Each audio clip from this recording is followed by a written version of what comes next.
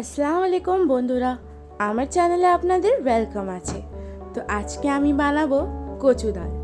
তো চলো কিভাবে বানাবো রেসিপিটা একবার দেখে নিন।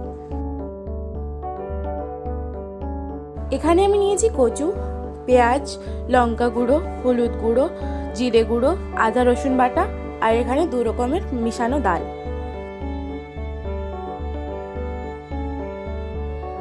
প্রথমে আমরা কুকারে পরিমাণ মতো তেল দেব।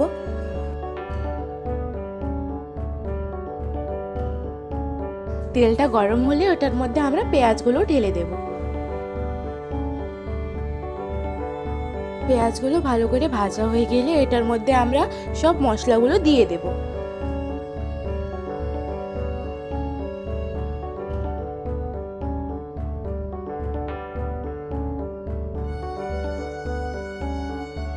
সব মশলাগুলো দিয়ে অল্প জল দিয়ে এটাকে আমরা ভালো করে কষিয়ে নেব।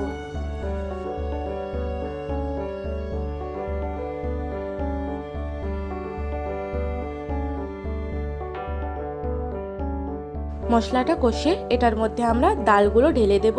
আরও কিছুক্ষণ আমরা এটাকে কষিয়ে নেব।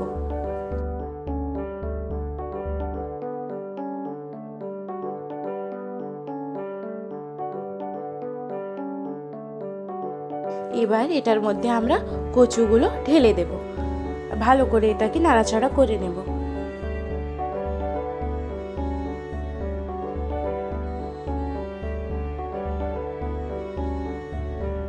এবার এটার মধ্যে আমরা জলটা ঢেলে দেব আর ঢাকনা লাগিয়ে এটাকে আমরা সেদ্ধ হতে দেব।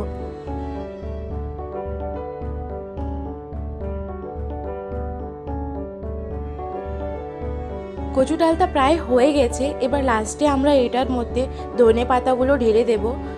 আপনারা বাড়িতে এরকম বানিয়ে দেখবেন আর আমাকে কমেন্ট করে জানাবেন যে কেমন হয়েছে।